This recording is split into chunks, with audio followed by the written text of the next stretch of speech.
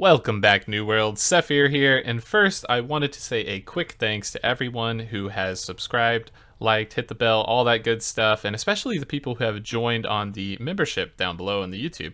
Definitely appreciate that. It's really nice seeing a lot of support coming from there, and we also have our community Discord up now, so the link to that will be in the description below. So if you're looking for people to talk about New World with, maybe find some friends to play with, maybe just talk with me or other people about the game, make sure you go down there and check that one out.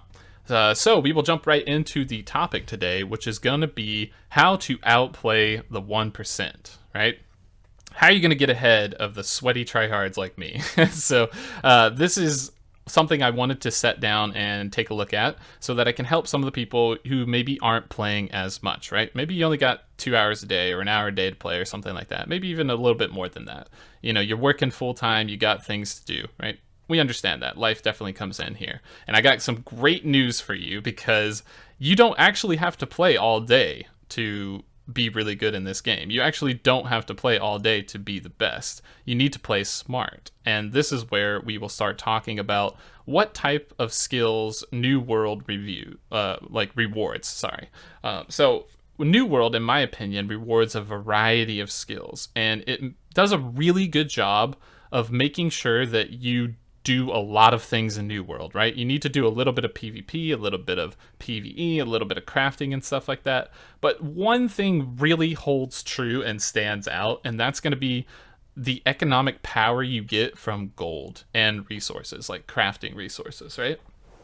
So what happens is that as people get 60, they start to do some of these dungeons, and then they realize that a lot of the good gear and good things, and especially literally best in slot items, are coming from crafting. And so they stop and they go back and they start leveling up their skills, and everyone's going to hit this revelation, right? When they hit level 60, regardless of what happens, you're going to hit this revelation. And it is good to get to 60 fast, I will say that. But if you can't, there are still ways that you can catch up to these really sweaty players playing like 15 hours a day, right? And you can do this really easily by spending maybe 2-3 hours a day and playing it smart. So I'm going to show you how. So first we're going to dive into the early part of the game, because getting gold and economic power is going to be very important for the late game, but also making sure to maintain your crafting professions, which will be important, and some of the best in slot items are going to be revolving around some time gated materials, which we'll go to in the end. And this is going to be where you're really going to start to outplay, that 1%. So the early game is going to be centered around high value resources like iron, things like Rawhide that everyone is going to need a lot of. And even if you have iron, you're going to need more. You need an insane amount of iron just to level up anything, and also to do the town board stuff in general, which is arguably one of the better ways to level, right? So you see all these people getting super high level. How are they doing that? They're getting that through the main story quest, through the town board, through a combination of dungeons and rifts and stuff. But, that town board helps. It's a nice chunk of XP. So these players are going to be looking for things like iron, things like Rawhide, and this is where you can start to get a little bit of the gold out of their pockets, and this is where you're going to start to make a difference. You can place buy orders in towns for high-value materials like that. There's also alchemy materials, like some of the ones to use health pots, like Life Loom, and some mining materials that are going to be super valuable later on that are available early, like Earth Crag and Bright Crag, which have these loamy and putrid lodestones, which we're going to touch on later on. And these are very high value materials because you're going to need these to level up a lot of professions, but also to craft in-game dungeon keys and all that sort. So by going through and setting buy orders for these materials like iron and stuff like that, you're going to be able to acquire a lot of things that you can resell later on. And I think playing the markets is going to be something that you can do as a player that doesn't play that much. Like, okay, let me just do this while I'm working or something. I'm just going to buy this stuff on the auction house, put this little, work order up or something, buy order, and then some people sell me their stuff. And do keep in mind that buy orders are different per auction house region or trading post region, right? So a buy order in Windsward is going to be a different price than a buy order in First Light. And that's where you can make some money, is by traversing those towns, right? So you can buy things in First Light or buy things in Windsward for cheap and then turn around and bring it to First Light and hike up the price because it's a less popular town, and some people might buy that just because it's convenient and it's where they are, right? So this is where you'll make a lot of gold. And this is a great thing to do. You can also do this for things, like I said, the Rawhide. You can do this for some of the Life Bloom stems, the Loamy Lodestones and things like that. All these like materials that are kind of required. I'm sure like oil would probably be a good one because everybody runs into the problem where they need that too.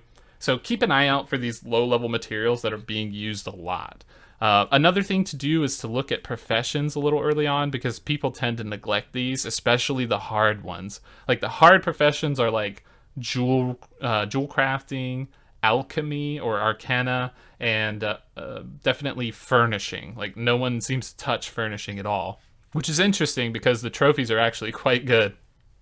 So everyone's going to want these trophies and these jewelry pieces because you do not get jewelry while leveling. I can tell you that. Like you're going to be setting with like a level 28 ring at like level 50 and you're like, what happened? And it's even got the wrong stat, right? So people are going to pay big money for these jewelry pieces, big money for these trophies in the auction house. And they're not going to care because they're don't want to waste the time to level these things up, and that could be where you shine, right? That could be where you get in.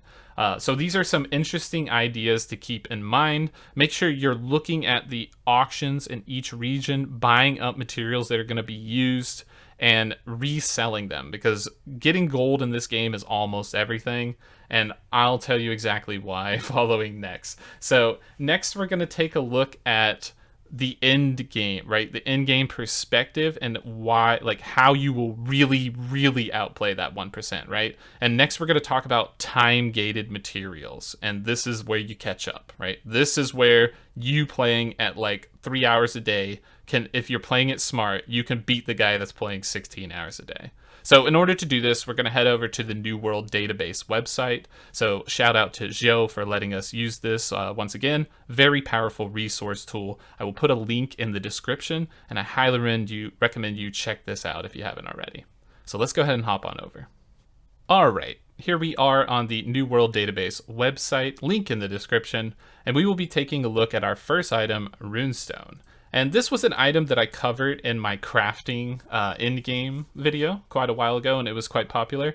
So we touched on this, and we said that this would be a very important item. That's still true. It is a very important item. However, there are even more important items than this, so it gets better. It gets better, right? So what is a runestone? Let me break it down for you. It's something that is going to be used, and we'll go ahead and click here. At 200 stone cutting. You only get access to this at 200 stone cutting. And this is where you're going to start to kick in and start to outplay these sweaty players, because they're going to be level 60, they're going to be running dungeons, but you might have 200 stone cutting. So you can start making this cooldown. You can craft 10 every 24 hours. And these are going to be highly sought after, right? I will say, just small side note, do not level your crafting up too much. You need to level up your crafting with the town scaling. So if there is no tier 5 stone cutting table in the game, don't go that high on stone cutting, right? Level up with the tier station. So when you see tier 4 stone cutting hit the level up, maybe level that up then, right? That's a good idea to do. So here we see that this is a material that's required for, it's required for dungeon keys. You need these to make Lazarus Instrumentality tuning orbs, which allows you to enter the highest level dungeon, right? You can make 1 every week on the tuning orb, and it requires 10 runestones. So 1 cooldown out of the possible 7 that you can generate in a week will be used for that.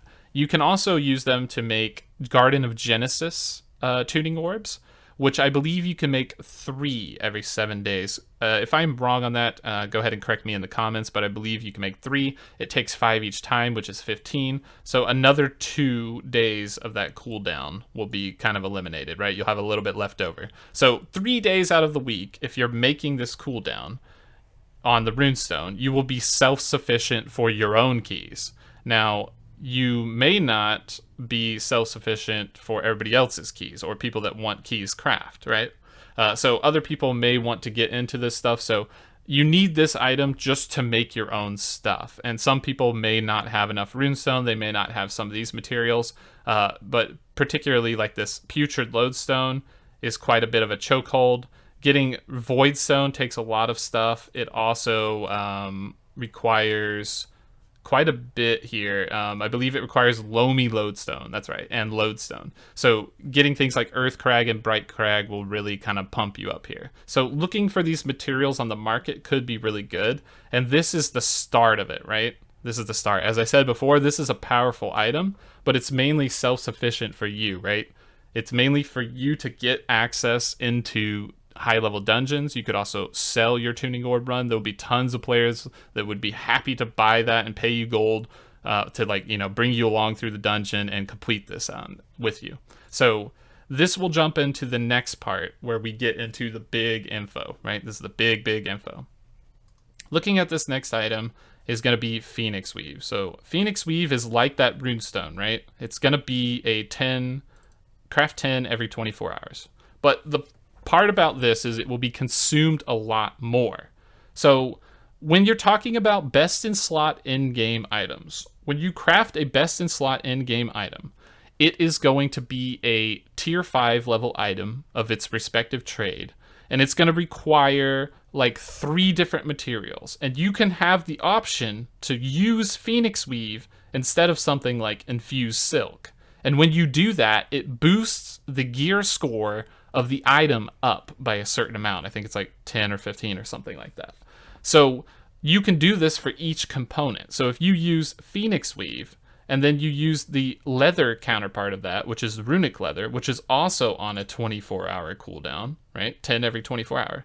And you use Asmodium, which is the smelting counterpart of that, the metal, you will boost it up by like 45 or something like that. And so the way the math works out is that if you have all 3 of these hourly or 24-hour gated materials being used in the item, you also have trophies that increase your crafting skill. You have the buff from the town that increases your crafting skill. You have the cooking that increases your crafting skill, like the cooking buff. And you have the armor pieces that increase the crafting skill. You will be able to make an item between 595 and 600 gear score. And this is the highest that we've seen in the game, right? 600 seems to be the cap right now. And there are best in slot items that come from expeditions at 600 gear score. However, these best in slot crafted items will probably be some of the best. And grain of salt on this, because Amazon could change it at any moment before launch and everything we know could be wrong, right? But from our experience in the closed beta and the open beta, these items are going to be the best. Some people that are way better than math at me are calculating that crafting one of these potential best in slot items is a 1 in 36,000 chance, right? And you're talking about creating an item that happens to roll 600 gear score, and it happens to roll with 4 perks that are the exact perks that you want. You can control the perk with some variance, like you can say, I want this one, but what you can't control is all the perks. So if it happens to roll with crit, and then crit again, and then you force the perk to be a perk skill of your certain class type or weapon type, then all of a sudden this goes from a crafted item to a god tier item. And this will be the most sought after piece of equipment in the game. It will probably sell for hundreds of thousands of gold, and everyone's going to want this item, right? All the sweaty tryhards, level 60 players are going to want this item. And this is where you outplay them. You outplay them in an economic value. So if you're gathering these resources every 24 hours, you're crafting this cooldown, because it's per character, right? Cooldown per character. And you can only have 1 character on the server. So there's only going to be a certain amount of these materials. And some of the crafts take like 10, 15 Phoenix Weave. I think one of them takes 20 Asmodian bars, right? So you're going to have to use multiple days of cooldowns just to attempt to make 1 perfect piece of gear. And if you win that lottery, you win a lot of gold, right? And so if you're buying these materials and you're focusing on economic value early, you're going to have more gold than these level 60 players are going to have.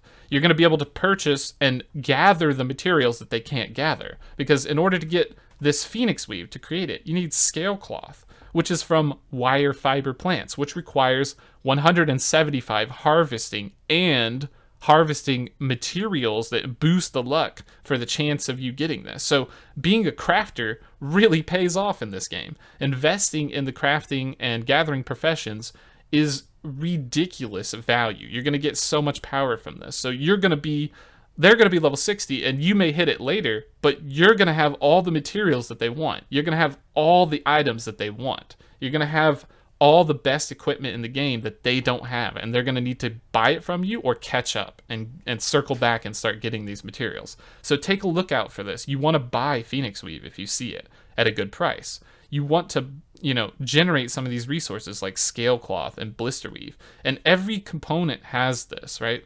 So even if we take a look at Runic Leather, it's going to do the same thing. It's got a legendary material that comes from high level creatures. It's like RNG chance, and if you have skinning luck and skinning 200 skinning and all that skinning boosts, you're gonna have a better chance to get these materials so you can keep creating these items. But the idea is to make all of these crafting items once every 24 hours, right? You need to at least craft 10 of these every 24 hours, and that's going to be where you're really going to get a lot of value, and it's going to come in super heavy for you. So if you can get to these in-game items and start controlling the market early, start controlling the gold, start using your crafting advantage to your, to your gain, you're going to get ahead of these level 60 players who are not doing this. You're also even going to be on equal footing with these players because all this is time gated. You can only make so many of these materials, and from there it's just about your gold, right?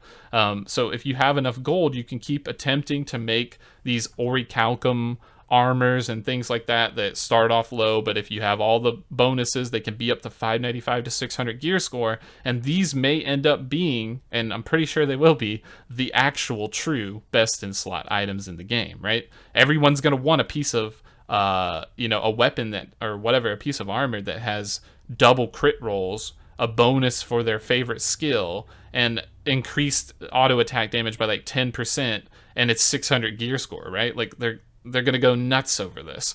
So definitely keep that in mind. That's something that you want to do. So I wanted to just share this information to level the playing field, right? You don't need to be the sweatiest of the sweaties to get all this stuff. And the true sweaty people will for sure be doing that and this, but you will get ahead of a lot of the no-life people that are, spending 15, 16 hours a day like myself.